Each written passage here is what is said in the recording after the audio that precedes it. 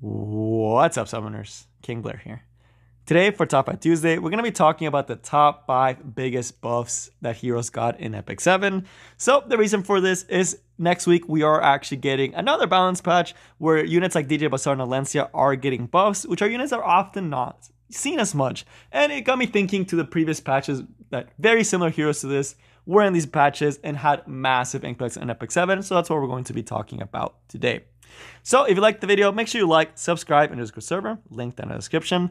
As a quick aside, I actually wanted to talk about the most recent buffs, and I was really excited to, and I had all these video ideas, and I was so ready to record all the videos, and I didn't have internet this whole weekend, unfortunately. If you're in the Discord, you may have known that, but I will try to get to them, including the Kowrick showcase and the Arya showcase, as well as when the buffs drop, showcasing DJ Bazaar, because I actually do have him triple SS. I will put my Belso Weaver gear on him. He will be a nice 270, 280 speeds DJ Bazaar. And we're going to showcase him in Guild Wars, RTA, all that good stuff. I am so excited. Same with Alencia, right? I actually have my Alencia fully maxed out. So I'm really excited for the buffs. I really want to talk about them. But again, we didn't get to them. But all right, back to the video, which is what you actually came in for. If I miss a hero that you think should have been on this list, or you agree with the list, let me know down in the comments. But first, let's start with some honorable mentions. First off with Celine. And this is Celine as an honorable mention is because she went from a hero that couldn't do her job as punishing non-attack skills to a hero that can actually punish non-attack skills really, really well, right? She's my go-to whenever people pick DN AOL, which actually happens a lot now because it's like a really good, fast, buff heavy, debuff heavy team that deals with a lot of like they kind of synergize with each other. But Celine punishes both those units and it usually forces a ban, which often leaves you with units like Mediator to be able to deal with the draft. Very, very happy with Celine. Really made her an actual unit, right? Where she could actually do her job, which I think is how buffs are supposed to be, right? And I think they did a great job with Celine, right? Another one is going to be none other than Landy, who almost made this list. I really debated putting her in here. Why? When she was released, she used to not have the defense penetration on this S3, and it used to only push herself up 15%, not the whole team. The other thing is she used to take way longer to ramp. It used to take 5 turns to actually ramp up, and it used to not ramp up as high, right? Like this ramps up all the way to 45%. The other one did not ramp up that high, and it took longer, and she used to not get as much combat readiness, right? But after her buff, she defined the meta. She was the best tank buster, and she came during a time where tanks were very, very prevalent, right? Where it was really hard to crack some of these tank teams. So she definitely, I personally felt it was for the better. A lot of people may disagree with that, but I think it was a very well done buff because she was very well needed. Like we needed a hero like that. And she definitely kind of started that trend of towards like more aggressive playstyles. So it was good. I think Landy was a great buff and honestly almost could have been on this list. And last, kind of a fun one because we don't have all the time in the world to talk about honorable mentions. We have a little bit of a fun one, but it's not other than Corvus. The only reason he's honorable mention, even though this guy was a monstrosity way back in the day, is because he had a very short-lived run. Why? Because if it's a free-to-play fun unit, you can bet Smilegate's gonna try to nerf that real quick, right? You already know, right? They tend to nerf those free-to-play RGB heroes quite quickly, whether it's by releasing units really fast or by actually nerfing. Corvus was one of the later units to actually get nerfed. Essentially, back in the day, believe it or not, Epic 7 damage was actually not that high. There wasn't like this insane amount of damage. Arbiter Builder was like one of the most insane damage units to this. Like right now, Arby's like, okay, he does pretty good AoE damage, but he's not like crazy. And it was really hard to take out on this guy because he would get the Fighting Spirit. He would get Fury, he would get buffs, and it would just be like unkillable, right? He would get self-defense buff, be able to smack you with S2 over and over again, and you kind of just lost the game, right? Very, very cool unit. A lot of videos out there of Corvus soloing teams, right? Because he was just incredibly powerful. But that is going to take us to the actual list. And at number 5, we have none other than Spectre Denibrium. So Denibrium did have to get several buffs. She used to not have the stealth. She used to not have the big damage. She went from hitting 2 targets to hitting 1 to hitting 2 targets again, right? So she's been through a lot of changes to get to the point where she actually is right now. You can tell that Smilegate definitely had preferential treatment for Spectre Denibrium. And the interesting thing that was interesting for Spectre Denibrium is that the buffs didn't come into play. Like you didn't really feel it until the meta developed where she was strong. And when people realized, hey, not being able to get hit by single target damage skills on a big DPS, kind of broken, right? So even though there was very heavy AoE metas, instead it does go from being super meta to being to being super meta, right? She always is fluctuating between these situations. Even in heavy AoE damage, people will just switch their Stennis to be very tanky on lifesteal to survive the AoE burst and then just consistently be able to heal up and still do damage, right? So very incredible unit, very hard to take down. I mean, she's become the hero that I would almost recommend to get from the ML selector over RB now, right? That's how strong she is now. And it's just crazy how that's changed, right? And it hasn't been many buffs. It just happens to be over time. But now we're going to be getting to Arbiter Vildred. And I know you're probably thinking, man, Arby and Stenna, is this going to be all throwback units? Are we going to get any new heroes? Yes, we're going to be getting new heroes. This is the last one. That's one of the oldies. But the big thing with Arbiter Vildred and Stenna, again, they just got such big buffs and they were such an integral part to the game for years, right? Even to this day. Think about that. It's been 3-4 years now. I think it's 4 years now. And these units are still relevant, right? But for Arbiter Vildred, the buffs were before. He used to not revive with max. He used to not revive with max CR, right? He used to not get this, and he used to not be able to do much damage on this S3 because it scaled off of debuffs the opponent had, which is why he actually had decreased hit chance, right?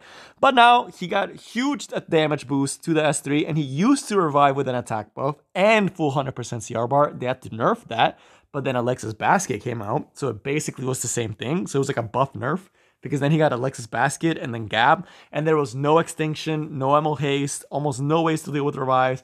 You just had to eat all this damage, and a lot of the times you weren't able to, right? So definitely a hero that, man, he defined several metas, all of Season 1, all of Arena early game, all of Guild Wars early, right? He was literally everywhere. It was like, if you didn't have Arbiter Vildred, it sucked, right? It felt really bad to not have Arbiter Vildred back in the day. But now, you know, he's not as strong as he used to be, but still quite powerful. But now we're going to get to more of the new heroes, and we're going to start off with none other than a 3-star hero, Researcher Carrot. Man, if you ask me around the time where I think power creep started getting out of hand in Epic 7, if I had to point to one place, it would be Fairy Tail Tenebria and Carrot. Those two units, I feel like were very big power shifts in Epic 7, where you went from being able to have fun with like wonky units to having a unit that punished you extremely hard, with Researcher Carrot essentially being a tier 0 unit. You either were 100% ban or 100% pick rate, pretty much. Why? She just did everything. I actually had to pull up the balance patch list to see all the things they actually changed about this unit, and it's paragraphs of buffs. The amount of buffs this unit got were insane. It's crazy to me she got this many buffs, and it's kind of cool that it was a free-to-play hero, right? That part was cool, but it definitely was like the start of like blatant power creep, right? Where it was just like, what the heck, right? Like, this is crazy. Like, what? And they were overlooked, right? The first time through, no one really read them because it's a 3-star. No one expected it to be that big, but it was huge. So first, she used to not have 100% detonate chance. It used to be 35% chance. You still have to soul burn this skill to be able to detonate. So they gave her 100% detonate on that. And I'm reading straight from the balance patch. You're welcome to see it as well. It's crazy. It's a crazy long thing. The other one is going to be the flame barrier. I believe this one didn't get changed a lot. It used to say the cooldown was down 1 turn. They just changed the wording so it was like easier to understand, right? To make it more consistent. The S3, they gave her the dispel. She used to not be able to dispel, right? Immunity was around, immunity sets around, right? All that stuff was around. They gave her a strip, right? So now your immunity doesn't matter, right? Immunity doesn't mean anything. You can just get stripped and get burnt, right? Sucks to suck. Can't stop it, right? So they gave her that. They also put the soul burn on the skill to give her the extra turn.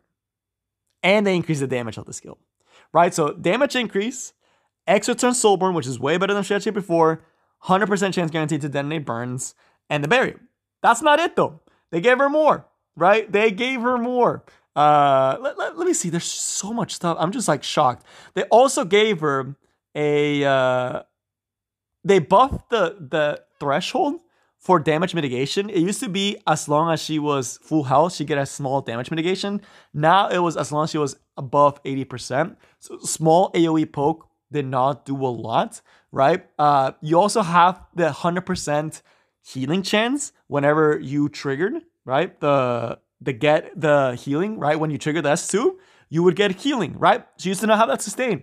They gave her healing, right? They gave her more attack. It's just I read this and I'm like, wow, this was actually paragraphs of information. It was just crazy. And it was the first time that I just felt like it was blatant power creep, right? It was just like, she does MLR's job, but almost better. She can instantly pop a unit. She does AoE. She does burns. She's tanky, and she can survive. She was Hua before Hua happened, almost, right? If you wanted something to compare to, think of Hua. Now imagine of almost having no good water DPS to deal with that unit. That was Carrot, right? And no RTA Frenzy to help you out to make your water units do better. No. It was really hard, right? It was a really hard counter to like a lot of heroes. Still incredibly good side pick unit. Destroys Landy, destroys Thena, right? Because it's just burn, right? What are you gonna do? You're just gonna burn to death, right? So very, very, very strong unit. Not as strong as she used to be for a while because they released a lot of counters, but still, man, this unit was a menace. And that it's just number 3. So now we move on to number 2, and we have none other than Mediator Cowerick. This unit, man, she went from being 0 to hero. And the thing about it is it wasn't even particularly a lot of buffs. It was just really good buffs. Like just very well targeted buffs where they removed every single negative trait that Mediator Cowerick have. They removed it. And they gave him broken passes, right? So what did they change? Well, before he used to not be able to dispel like that. And he used to not have this massive 50% CR push, right? That was buff 1. This used to be a single buff strip. It became a full buff. It used to not even have a strip, actually. Right? It was terrible. I don't even remember what the S2 was. It did like no damage. Either the barrier was tiny, right? So they just jacked up. The S1, I think they kept the same, if I remember correctly. But the S2... they gave her the full strip. They gave it the attack break. They gave it the damage buff. They gave it the barrier buff, right? Huge, because it's on a super low cooldown. And they basically made him immune to debuffs, right? Very small things, right? In the grand scheme of things, compared to Carrot, very, very small things. Essentially, just to boil it down, more damage, stronger barrier, immune to debuffs, and some cycling on S3. That was it. But that made the difference from him being a hero that was basically unusable to being arguably one of the best units in Epic 7, right? And it's just crazy how good this guy is. People used to tell me, oh, Kingler, he's not that good. And then I got him. He's literally in every single one of my drafts, right? It's like, why would I not pick him? He does literally everything, right? He's the best support, can be debuffed, super hard to kill. The only thing they're going to do is cleave me, and I have decent anti-cleave, right? Just, it's crazy to me how strong this unit is. But that is going to take us to the number 1 slot, and it's going to be none other than Apocalypse Robbie. The biggest reason why she's also on here is because no one expected the buffs to a Robbie to be as significant as they were, right? They seemed very simple on paper, but they made this unit go again from 0 to hero, right? She used to be barely used, kind of niche tank unit, to being the menace to society as she is now. So what did they even change, right? What was the big deal? They gave her injury on S1, right? Doesn't seem too crazy, right? It felt pretty fair, right? Injury on S1, that's nothing crazy, right? It's nice. She definitely is one of the units that uses injury the most, where it actually matters a lot, right? She actually can make use of that injury. But again, nothing crazy. On S2, they gave her the 15% CR push. That's pretty good. You know, Robbie has this as well. Robbie has the 15% CR push. So, okay, makes sense. Both Robbies get 15% CR when they get hit, right? Whatever, right? It's fine. That's great. And then came the S3 buff. And this was the second buff. She got other buffs in the past too, but this was the second buff is the one I'm talking about. And then it was the S3. And I honestly think the S3, I personally underestimated how big of a deal this skill was actually going to be paired off with the cycling. But they gave this skill way more damage when units start to drop, right? When units start to drop, you start to really get scary, right? And that was buff 2, right? It didn't seem too big, right? She used to be a nobody before buff 2. After buff 2, man, the cycling with the healing makes her extremely hard to take down because she's so sustainable. The S3 damage with the scaling basically gives you a late game guaranteed one-shot revive, or early game if units start dropping early, right? Because you can use her aggressively or defensively because it doesn't say allies. It's just whenever something dies, right? And I think That's the big thing, because you could be winning, and a lot of the times she became a cleave staple and an aggro staple because you can be winning the game and get benefit off of winning. That's crazy, right? In theory, it used to be like, oh, you're getting benefit from losing, right? If you're losing, you can bring someone back, right? You can actually get that one shot and turn the tide around. Well, she also can be more aggressive because you can be winning, killing 1 or 2 enemies, and then be able to just push it over the edge, right? So it's just very small changes, but at the same time, extremely big. And I just think it's really crazy how, like, kind of slept on, right? People were not 100% sure. People were like, okay, this is good. People weren't sure if it was enough.